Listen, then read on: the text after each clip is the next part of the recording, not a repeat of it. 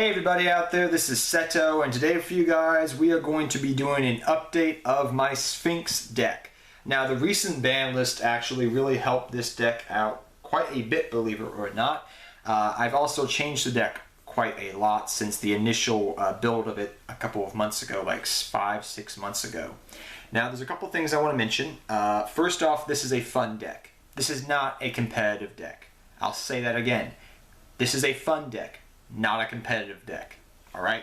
It's meant to take it to locals, have some fun with your buds, maybe enter it into the tournament for that night to get a couple of wins. You don't expect to win, but you just want to have some fun with your buds and get a whole bunch of people around your table going ooh and ah and what the heck are you doing and what are you playing. It's the same thing as playing the Egyptian God deck or the Earthbound Immortal deck. It's a fun deck that you can play. Now it will sneak in a couple of wins. People, when you first play this deck, they won't know what you're doing. They will not understand. If they've never played against this deck before, they're going to be going, what the heck does this deck do? How does it function? I don't know what cards to stop. What is he doing? Oh my gosh, I ran into an honest. I lose. It's literally like one of those type of decks that's like really sneaky, and it's a rogue fun deck to play. Very, very rogue. But yeah, it's a very good deck actually overall. Without further ado, let us get started. I did do a deck profile on this earlier. Like I said, if you want to get more in depth of how this deck functions, you can go to that video. I'm still going to go over it pretty well though. But the deck's fundamentals have not changed. It's just pretty much, it's the core, that like surrounding pieces have changed that I was testing out, like the fire and ice hands I've taken out. So first off, we got our, let's get to it, we got the Thinian, the Great Sphinx, our 3 Andro Sphinx, and our 3 Sphinx Telea. Now, how the heck do you bring these things out is the first question everybody asks me, and they have to look at my cards. So, Andro Sphinx, they have a couple of things going for them. Andro Sphinx, level 10, light attribute, has decent attack. Sphinx Telea, decent attack, big booty, level 10 star, light attribute. Okay, those are the 3 benefits of these 3 things. Sphinx Telea, a son of a gun to summon. So, to get this out, you have to destroy at least 1 Andro Sphinx and 1 Sphinx Telea at the same exact time. It's so hard to do that. You will probably bring this out 1 every 3 duels. You don't even need to run this card if you don't want to, but it's the Sphinx deck. I gotta run it. Like, you can bring this out, and I've won some duels with it that I wasn't supposed to win by blowing up my own, like blowing these 2 up at the same time or whatever have you, and then bringing this out, paying the 500, attacking for game. You can do it. It is stupid, but you would do this maybe 1 every 3 to 4 duels if you're lucky. But you can go for it, and it's pretty simple too, and we'll talk about ways you can do that in the deck. So how do you bring these guys out? Well, you can do it the old-fashioned way, which I call it, by using Pyramid of Light, which you still run in the deck. Or you can use this new card, which I'll bring these guys up here and let's talk about it. Apprentice Piper. So we run 3 Apprentice Piper in the deck. Apprentice Piper is pretty straightforward here. It's got a whole bunch of things going for it. Number 1, it's a dark attribute. Cool. Number 2, it's a spellcaster if you wanted to run it in some spellcaster deck in the day, but the effect is really nice here. So this card states that when it is flip summoned, you get to special summon 1 monster from your hand. If it's destroyed, you get to special summon a monster from your hand. Now, none of these have a summoning clause that goes something like this. This card can only be special summoned by this way and no other way. These cards do not say that. This kind of does, but these guys don't. So Andros and Sphinian are good. These 6 targets up here that you see are fine. So pretty much what you can do is you can set it. If it's flipped up by you or your opponent, you get to special summon a monster, one of these guys, or one of your, something like Summoner Monk, which we'll talk about in a bit. If it's destroyed by, by card effect, or by battle, or Regeki, or Dark Hole, or monster, whatever, you get to special summon. If it's attacked and flipped up, that's 1 special summon. If it's and then destroyed, you get another special summon. So you'll get 2 special summons from this. And you can either go Telea like that, or you can go Andros like that, or you can go Andros and Telea like that. So there's a whole bunch of different ways that you can use Apprentice Piper. in this deck. It works out amazingly well. A staple 3 of in this deck. Let's go into Summoner Monk now. So I took the Fire and Ice hands out and decided to run the Summoner Monk engine for a couple of reasons. So, if this thing was getting destroyed, usually I was getting out one of these. Sometimes double. Fairly often you would get like something like this out. Okay, that's cool. And the cool thing about I should also mention about the Apprentice Piper is that if you're special summoning on your opponent's turn, these guys here can't attack the turn that they were special summoned. But if they are special summoned on your opponent's turn, and then it goes back to your turn, now they can attack. So that's awesome. I should mention that as well. But the cool thing was, like, I would bring one of these out with the Apprentice Piper. So say my opponent attacked me, and I'm like, cool, and they only attacked me once that turn. That was all they were going to do. So I'd be like, oh, Apprentice Piper, bring out, let's say, Andral Sphinx. Okay, well now I'm going to bring out Summoner Monk. Now it goes back to my turn. Now I can normal summon, which is awesome. So I still have my normal summon, and now I can pitch a spell card that's in my hand if it's dead to bring out a level 4 like Card Guard or something else. I mean, hell, I was bringing out Honest for Pete's sake at one point in time, but not mainly Honest. But you could do that, or bring out another Summoner Monk. Now you could run triple Summoner Monk because Summoner Monk is at 3 of now. However, I tried that out and I quickly found out I did not like that in the deck. It did not work out the way I would like it to. I was mainly using Summoner Monk at that point when you got like double Summoner Monk in your hand and you're like, well, there's one in the deck, but one of these is dead.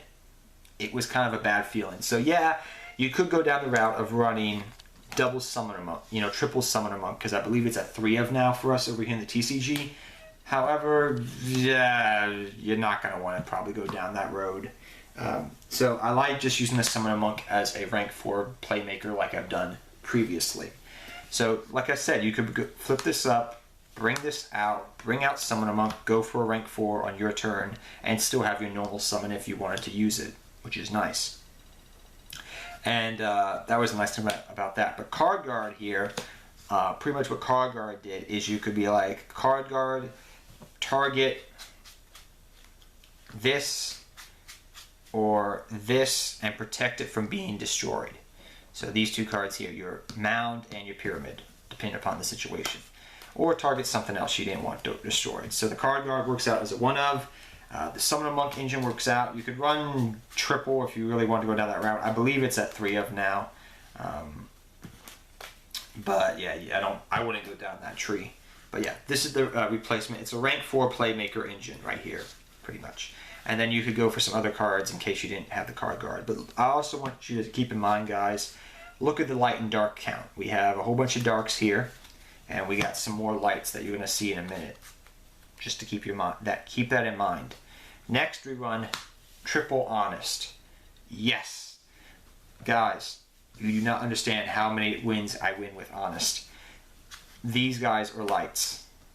These are lights. And another card in this deck is Light. It's kind of good. I mean, you can go honest. It just, there's so many wins I have been winning lately with Honest. People forget about this card being a card, I feel like, nowadays. But triple Honest all the way. 1 Max C. It's Max C. It didn't get banned. Run it. And this card. Double BLS. The old person of me says this card, oh my gosh, at 2 of is just ridiculous. But you have to keep in mind here, we have a whole bunch of darks, guys. We have 1, 2, 3, 4, 5, 6 target for darks. We have literally, for Honest? We have the 3 Honest, so that's 3, 4, 5, 6, 7, 8, 9 targets of lights. This card is a top deck. And please, for the love of Pete, don't forget you can do this nowadays, guys. You can be like, bring out BLS, go into battle phase, activate Honest, activate Honest, activate Honest. Or just activate 1 and kill them that way. I've done that before. And then you could win over their monster, then attack again for like 6,000 attack. It's so stupid. Why did they bring Honest back to 2 of at the same time they brought BLS back? So fun. So many gimmicky plays. But it's actually, you win games like that sometimes. I have done it. Especially, the main targets you're banished is usually an Apprentice Piper or a Summoner Monk. And then you're probably banished an Honest. Or one of these. So, yeah. Fairly often this happens. You want to run this. It can get dead in your hand, but you can easily set it up to get it off. It's another big playmaker you can make in the deck. So I'm just saying that. You can run it as a 1 of or a 2 of. But in this deck, I feel comfortable enough with the good balance rate of light and darks and the ability of which those will be in the graveyard most of the time by turn 2 to turn 3 that you can run double BLS. Next we run our last monster, which is Malefic Cyber End Dragon. This is just another big boss monster that you can bring out to rely upon. Like I said, this is a big monster deck. That is how it functions. It brings big monsters out to whip your opponent. And it works well with Mound of the Bound Creator, because you can have Mound of the Bound Creator out. This can't be targeted or destroyed. Thus, you just have a free 4,000 beater that you just special summon for no reason whatsoever. That is untargetable. Woo! So fun.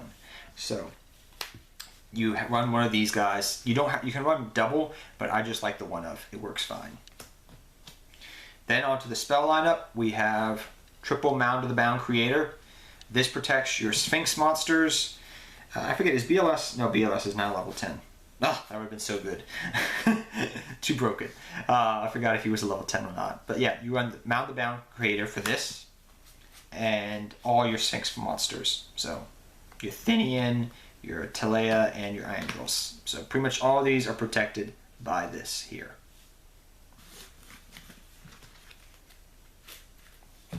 So 3 Mound. We also run 1 Terraforming to search them.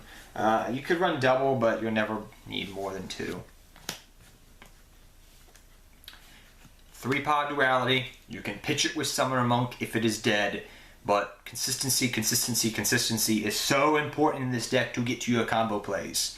You could run, Power of Desires, but that didn't work really out too well in this deck. Pod Duality was working better, and if it was dead in my hand, I pitched it with Summoner Monk 90% of the time. Or just waited to use it. Double Twin Twister, clear that back row before you special summon. Pretty straightforward. You have a bunch of targets in hand you can pitch to grave, set up for BLS. Different ways you can do that. Pretty good. 1 Upstart Goblin, 1 Regeki, 1 Dark Hole. Now, Dark Hole works amazing with this deck. Because if I have Mound of the Bound Creator out, and let's just say I have Sphinx Talea out in the field, alright? It's a level 10, and it can't be destroyed, right? So Mound of the Bound Creator will protect it. So I could go, oh, my opponent's got that big powerful board there. I can't get around that. Okay, cool. But I got Mound out and I got this on the field. Dark Hole.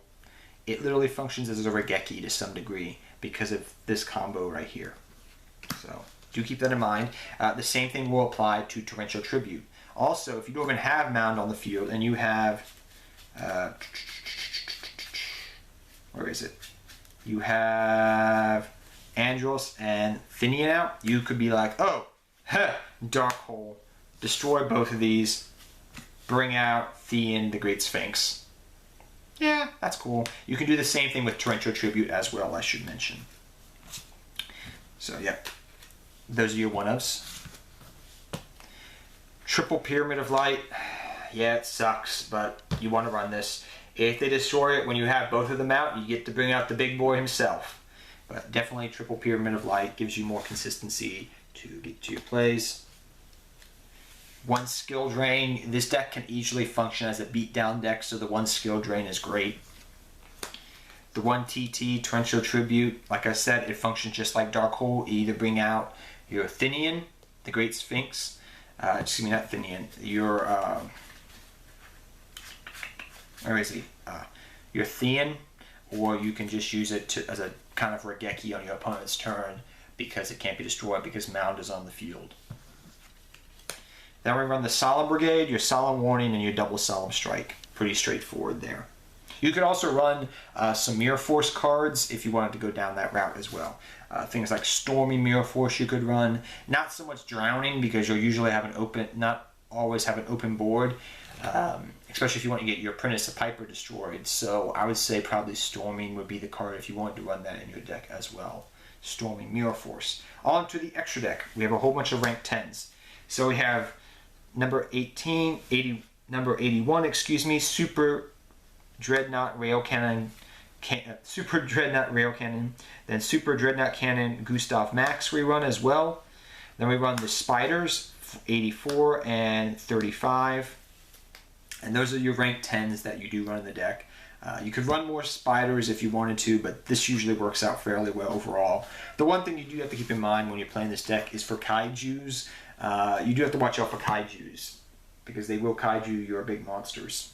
But sometimes when you have two big monsters on the field and they only have one Kaiju, it doesn't work out too well for them. Then we got Utopia Package. Pretty straightforward. You can go with this through Summoner Monk, a bunch of different means. We can go for number 66 Master Key Beetle, because if you go with Card Guard or the other Summoner Monk, you can go for this. You run 101, number 70 Malevolent Sins, which is another good card you can go for. Number 106 Giant Hand, your Castell, and your Tornado Dragon. I should also mention, as it's probably coming out by the time you see this video, but I don't have it because I'm on vacation at the moment. At the moment, is pretty much Bagasucha.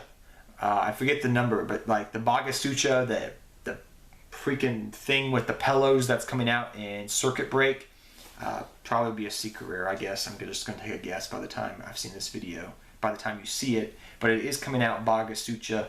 You could run one Bagasucha in this deck as well. What would I take out for it? Probably the 101 and run Bagasucha. Just saying. And lastly, we run one Cyber End Dragon, the Fusion, so you can go for the big one in the deck. Pretty straightforward there as well. So yeah, you can run Bagasucha. I don't remember the entire name. I just know he used to be surrounded by beer cans, and now he's surrounded by pillows, because that's what Konami wants. So yeah, guys, I hope you guys all enjoyed this deck profile. The deck is fairly fun to play. I've enjoyed playing with it. It's a very fun deck, and I hope you guys enjoyed it. And until next time, take care, have fun dueling, good luck dueling. Hope you enjoyed this deck profile, and I'll see you guys next time. Take care, everybody. Good luck dueling to all of you.